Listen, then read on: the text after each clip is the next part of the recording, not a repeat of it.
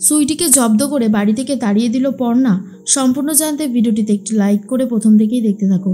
গল্পের শুরুতেই দেখা যায় পর্ণার সাথে কথা বলতে থাকে রুচিরা, আর বলে, জানিস তো পর্ণা, এই মেয়েটাকে শুরু থেকেই আমার কেমন যেন একটু অন্যরকম লাগছে। তোকে বারবার করে বলছি তুই এই মেয়েটাকে আগে বার কর, তুই যে কেন কথা শুনছিস না আমি বুঝতে পারছি না। পর্ণা তখন বলে, রুচি তারাও স্নান করতে গেছে, চলে আসলে সব শুনে নেবে। রুচিরা বলে, শোন, তাতে আমার কিছু যায় আসে না, তুই এই মেয়েটাকে আগে বাড়ি থেকে বার কর, এর ভাবসাব অন্যরকম কথা বলছে। বিশেষ করে বাবা কি বলেছে বুঝেছিস তো, বাবা আর কাকিমণি যখন চাইছে না, দরকার কি এই মেয়েটাকে রেখে ঝামেলা বাড়ানোর। পর্ণা তখন বলে, তুই ঠিকই বলেছিস, কিন্তু আমিও বুঝতে পারছি না এই মুহূর্তে ওকে আমি কোথায় পাঠাতে পারি। তার মধ্যেই স্নান করে চলে এসেছে সুইটি। সুইটিকে দেখার পর পর্ণা বলে, কি ব্যাপার সুইটি, তুমি সিঁদুরটা ভালো করে তোলনি কেন, তুমি স্নান করনি? সুইটি তখন বলে, হ্যাঁ করেছি তো দিদিমণি।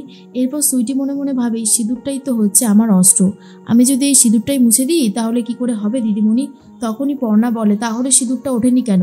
বাথরুমে তো ভালো মতন শাওয়ার জেল রয়েছে, শ্যাম্পু রয়েছে, তোমার যা যা দরকার তুমি সেগুলোই নিতে পারো, সাবানও রয়েছে, তাহলে অসুবিধাটা কোথায়? যাও গিয়ে ভালো করে সিঁদুরটা তুলে এসো। কিন্তু ঠ্যাটা হয়ে দাঁড়িয়ে রয়েছে সুইটি, আর মনে মনে ভাবতে থাকে কথাগুলো। তখনই রুচিরা পর্ণাকে বলে, দেখেছিস পর্ণা, মেয়েটা কেমন ঠ্যাটা হয়ে দাঁড়িয়ে রয়েছে, আমি তোকে বললাম না রে, এই মেয়েটা খুব একটা সুবিধের না, এই মেয়েটাকে দেখেই আমার কেমন যেন সন্দেহ লাগছে, তোকে বারবার করে বলছি রে, এই মেয়েটাকে বিশ্বাস আর ভরসা করিস না, তাহলে কিন্তু তোর নিজেরই সর্বনাশ হবে। মনে মনে সুইটি ভাবতে থাকে, সিঁদুরটা তো আমি তুলব না, ম্যাডামকে তো ভালো করে বোঝাতে হবে। এখন আমার ওপর খুব ঠাটবাট করা হচ্ছে, তাই না? করুন করুন, এখন আপনাদের সময়, তাই যা খুশি করে নিন, তবে আমার যখন সময় আসবে তখন আমিও দেখিয়ে দেব এই সুইটি কি জিনিস। আপনিও আমাকে চেনেন না, আমি একজন ফেরেববাজের মেয়ে, আর এক ফেরেববাজ, বুঝতে পেরেছেন? এরপরে সুইটি চলে যায়। তখনই রুচিরা বলে, দেখ কতক্ষণ পরে গেল, আমি শুধু ভাবছি ও দাঁড়িয়ে দাঁড়িয়ে এখানে কি কথাগুলো ভাবছিল। পর্ণা তখন বলে, সেটা তো আমিও ভাবছি রে রুচি, ব্যাপারটা বেশ গুরুতর হয়ে যাচ্ছে, মনে হচ্ছে ওর মনের মধ্যে কোনো কিছু চলছে, কিন্তু কি চলছে সেটা আমি এখনো বুঝতে পারছি না। এরপরে রুচিরা বলে, সর্বনাশ হওয়ার আগে এই মেয়েটাকে আগে থেকে বাড়ি থেকে বার কর, একে এখানে রাখার কোনো দরকার নেই, ওর যেখানে যাওয়ার ও সেখানেই যাক। পর্ণা তখন বলে, ঠিক আছে, আমি দেখছি কি করা যায়। এর মধ্যেই চলে এসেছে সুইটি, আর ভালো মতন এবারে সিঁদুরটা তুলে তারপরেই এসেছে। আর তখনই পর্ণা বলে, এই তো এবারে একদম ঠিক আছে সুইটি, আমি জানি তোমার হয়তো অন্য রকমের কিছু লাগছে, কিন্তু দেখো বিয়েটা তো তোমার সৃজনের সাথে হয়নি, এটা জাস্ট একটা পরিকল্পনা ছিল, এটাই মনে করবে। সৃজনের সংসার আছে, বউ আছে, বাচ্চা আছে, পরিবার আছে, তাই সৃজনের কাছাকাছি ঘেঁষার চেষ্টাটুকু করো না, তাহলে কিন্তু এই পর্ণার মাথার তার কেটে যাবে। কিন্তু সুইটি এগুলোকে কিছুই ভাবে না, আর ভাবে কিভাবে সে এখানে থাকবে। অন্যদিকে দেখা যায় যে কথা বলতে থাকে জেঠু, আর বলে, এই যে কি হয়েছেটা কি, হ্যাঁ আজকে এত ভুল হচ্ছে কেন, সাত সাদা কত বলতো পুটি? পুটি তখন বলে, কেন 49। এরপর দাদু বলে, কি লিখেছিস এখানে? হ্যাঁ 59 লিখেছিস, কি হয়েছেটা কি, তুই তো এরকম ভুল কখনো করিস না। পুটি তখন বলে, আসলে দাদু যেটা হয়েছে সেটা খুবই খারাপ, আমি না মাকে অনেকক্ষণ থেকে একটা কথা বলার চেষ্টা করছি, কিন্তু মা না শুনতেই চাইছে না কথাটা। তখনই জেঠু বলে, কি কথা, তুই আমাকে বল, আমি তোর মাকে বলে দেব। তখনই পুটি বলে, ওই যে মাসিটা, মানে বাড়িতে যে নতুন এসেছে আর কি। জেঠু তখন বলে, হ্যাঁ তো কি হয়েছে? এরপরেই যখন সত্যিটা বলতে যাবে তখনই চলে এসেছে বুবাই। বুবাই লুকিয়ে লুকিয়ে ঘরে ঢুকছিল, তখনই দাদু দেখে নিয়েছে। আর মনে মনে বুবাই ভাবে, যা, ভাবলাম দাদুকে টুপি দিয়ে তাড়াতাড়ি করে ঘরে ঢুকে যাব, তাহলে আর বই পড়তে হবে না, আবার দাদু ধরে নিচ্ছে। এরপরেই বুবাইকে বলে, কোথায় যাচ্ছিস রে, হ্যাঁ কোথায় যাচ্ছিস? বুবাই তখন বলে, কোথাও না দাদু, এই পারফিউমটা একজন দিয়েছে, দেখো কি সুন্দর গন্ধ। তখনই মৌমিতা এসে বলে, কই দেখি দেখি। এরপরেই জেঠু বলে, ব্যাস, লোভিগুলো সুরসুর করে এখানে চলে এসেছে। এরপরে অয়ন বলে, আচ্ছা বাবা, তোমার এত অসুবিধা হচ্ছে কেন বলো তো? বুবাই আমাদের জন্য একটা সুন্দর পারফিউম এনেছে, সেটা আমরা দেখছি, তাতে তোমার এত অসুবিধা হচ্ছে কেন?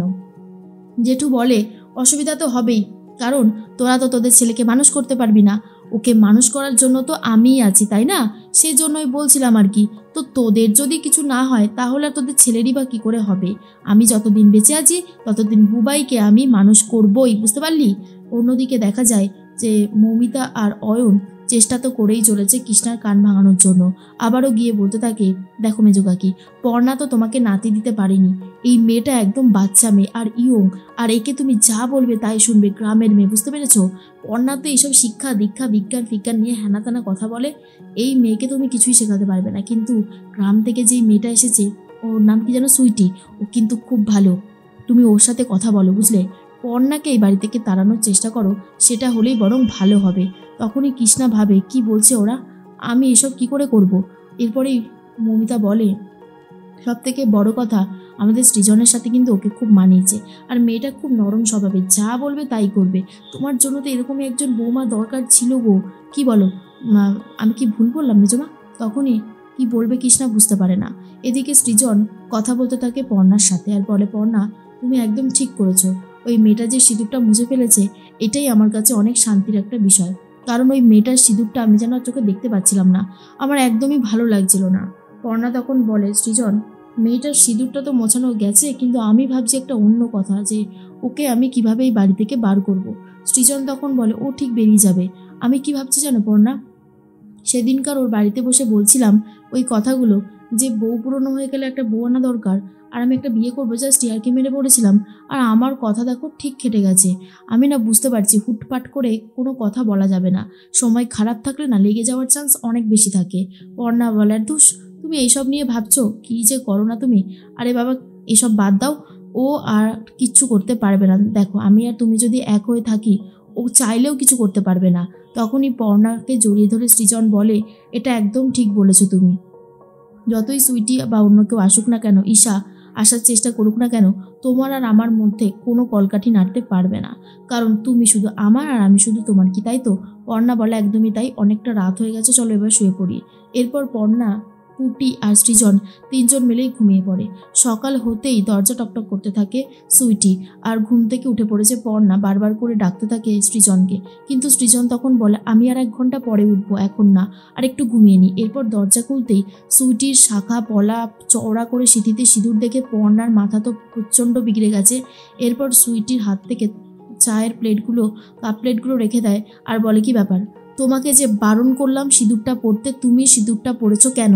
তুমি তো দেখছি প্রচণ্ড ঠ্যাটামে, তোমাকে এই বাড়িতে কেউ রাখতেই চাইছিল না, আমি জোর করে তোমাকে রাখার ব্যবস্থা করলাম, আর তার প্রতিদানে তুমি এসব দিচ্ছ এখন? হ্যাঁ, কি শুরু করেছো বলো, কি শুরু করেছো তুমি? এরপরে সৃজনের ঘুম ভেঙে গেছে। সৃজন তখন চলে এসে বলে, কি হয়েছে পর্ণা? কি, তোমাকে তো বারণ করেছিল পর্ণা। সুইটি তুমি সিঁথিতে সিঁদুর পরেছো কেন? তোমাকে এতবার করে এই বাড়িতে বারণ করা হলো, তুমি তো দেখছি কারোর কথাই শোনার মতন মেয়ে নাও। পর্ণা আমি তোমাকে বলেছিলাম না, এই মেয়েটা একদমই ভালো নয়, এর যতটা দেখায় ভোলাবালা, আদতেও ততটা ভোলাবালা নয়। পর্ণা মনে মনে ভাবে, রুচিরা জেঠু একদম ঠিক কথাই বলেছিল, আমি এই মেয়েটাকে চিনতে ভুল করেছিলাম। কিন্তু সুইটি চুপ করে ঠ্যাটা হয়ে দাঁড়িয়ে আছে, আর পর্ণা ভাবে এই মেয়েটাকে আর সহ্য করা যাবে না, একে এক্ষুনি এই বাড়ি থেকে বিদায় করতে হবে, না হলে এই মেয়েটা মাথায় চড়ে বসবে।